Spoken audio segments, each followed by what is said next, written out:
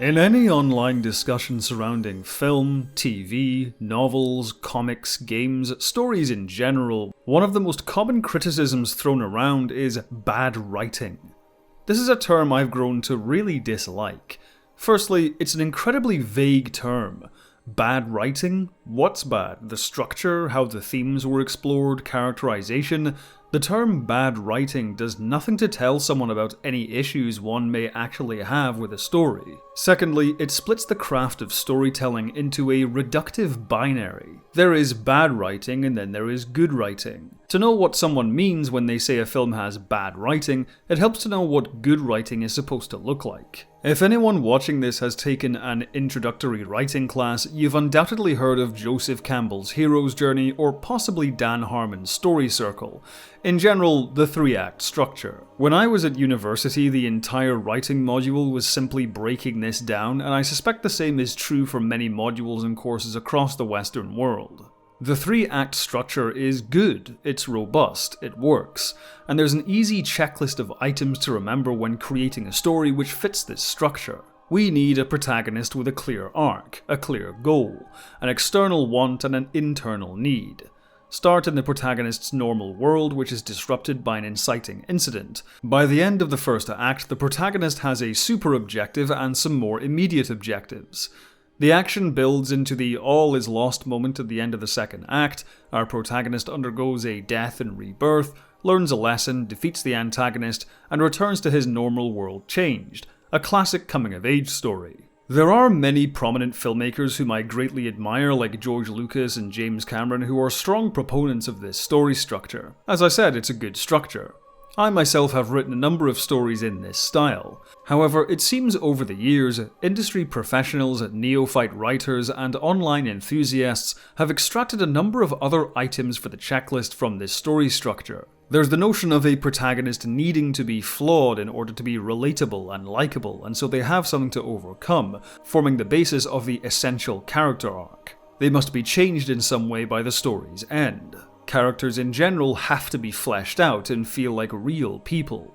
Dialogue should be used sparingly. Lots of exposition is bad, show don't tell. Efficiency is key, remove everything that isn't essential to the plot, and so on and so forth. Now, there's nothing especially wrong with any of the items on this list. The problem arises when people decide this checklist is what makes up good writing. Do these things and your writing will be good. Don't do these things and the writing will be bad. Or so the logic goes. Following these points can certainly lead to a well-crafted story, but framing this list as the conditions which must be met for good writing is a very narrow view of storytelling. Because in a binary framing like good and bad, any deviation from the list automatically ends up as one of the conditions of bad writing. Superman, for example, is often criticized, mostly by people who haven't actually read a lot of Superman stories, as being a badly written character because he's too perfect. He's too powerful, too good. The issue with these arguments is they're being made from a position that a well-written character must be flawed, deficient in some way. Therefore, when Superman comes along with so many abilities and morals beyond reproach, he's automatically placed into the bad writing camp. But this ignores the context of Superman's stories, which don't usually follow the hero's journey or even the 3-act structure. Superman the movie, which has 4 acts, only follows the hero's journey to a point. When Clark Kent becomes Superman, his character essentially remains unchanged for the rest of the film, which is perfectly fine for the context of this story. The story of Superman the movie isn't about how Superman changes, it's about how Superman changes the world.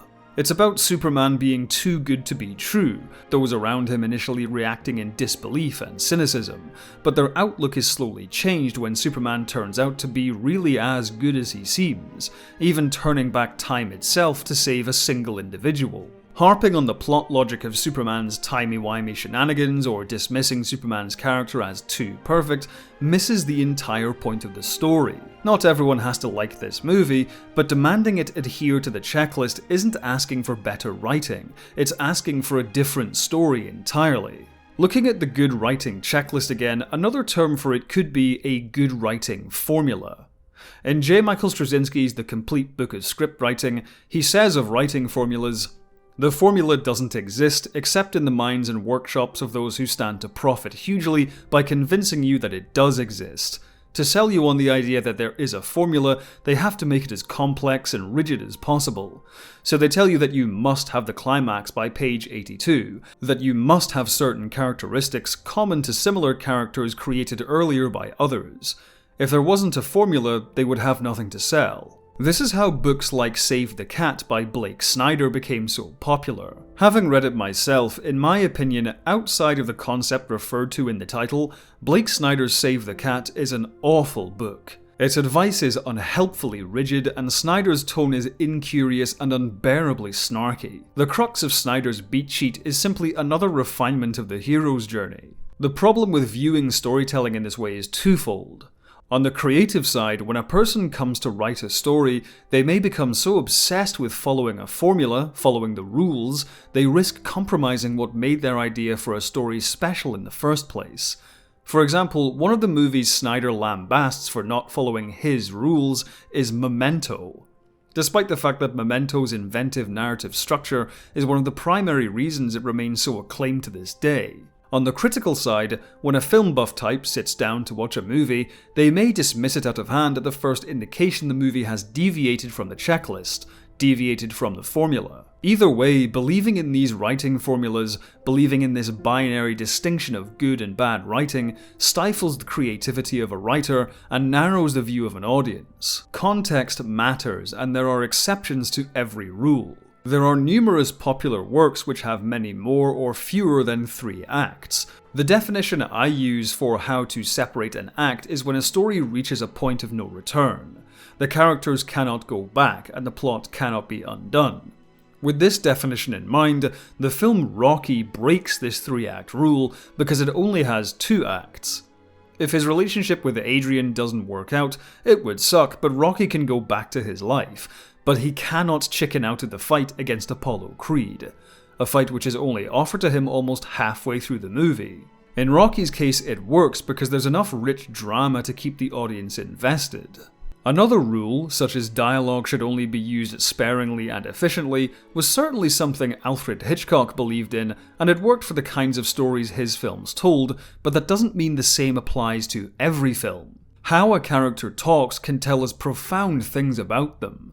An entire story can be built around one person's struggle to express themselves. If dialogue wasn't a primary consideration in film, then why are so many films known for their famous quotes? Film is a visual medium, yes, but if one doesn't take full advantage of every aspect of film, which includes sound, includes dialogue, that would be a huge mistake. So what am I saying exactly? That there are no rules, that we can't criticize any writing decision?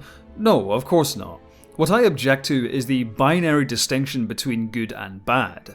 Personally, I prefer to see the quality of writing as a spectrum of weak writing to strong writing. But there are no rules to follow which will place one's own story at any specific point on that spectrum. It all depends on the context of the story. Every writer, professional, aspiring, or amateur has their own process. Storytelling is different for everybody. I've only recently discovered what my own process might be, which I may talk about at a later date. But the point is, writing advice is just advice, not strict rules. It's this advice which makes up a vast toolkit available to a writer. Strong writing is a quality achieved by taking full advantage of every tool available. If the 3-act structure is useful to your story, then use it. If not, it's okay not to use it. For me, creating art and telling stories is about expressing oneself. And if we limit that expression, if we impose strict rules on storytelling, if we separate writing into binaries of good and bad, then we as viewers, readers, or players risk missing out on some incredible stories. And those who wish to tell their stories, who wish to express themselves through art, may feel discouraged from doing so if their stories don't fit the formula. In her book, The Carrier Bag Theory of Fiction, science fiction and fantasy author Ursula Le Guin writes in the introduction, "The hero has decreed through his mouthpieces, the lawgivers, first, that the proper shape of narrative is that of the arrow or spear, starting here and going straight there. Second, that the central concern of narrative, including the novel, is conflict. And third, that the story isn't any good if he isn't in it. I differ with all of this. I would go so far as to say that the natural, proper fitting shape of the novel might be that of a sack, a bag. A book holds words. Words hold things, they bear meanings. A novel is a medicine bundle, holding things in a particular powerful relation to one another and to us. One relationship among elements in the novel may well be that of conflict, but the reduction of narrative to conflict is absurd. I have read a how to write manual that said a story should be seen as a battle, and went on about strategies, attacks, victory, etc. So when I came to write science fiction novels, I came lugging this great heavy sack of stuff.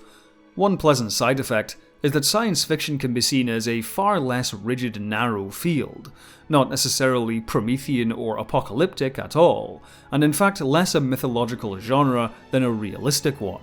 Science fiction, properly conceived, like all serious fiction, however funny, is a way of trying to describe what is in fact going on, what people actually do and feel. It is a strange realism, but it is a strange reality. This video was originally a Patreon exclusive essay which I uploaded last year. If you found value in this or any of my other works, then Patreon is a great place to support my work and help me make more stuff.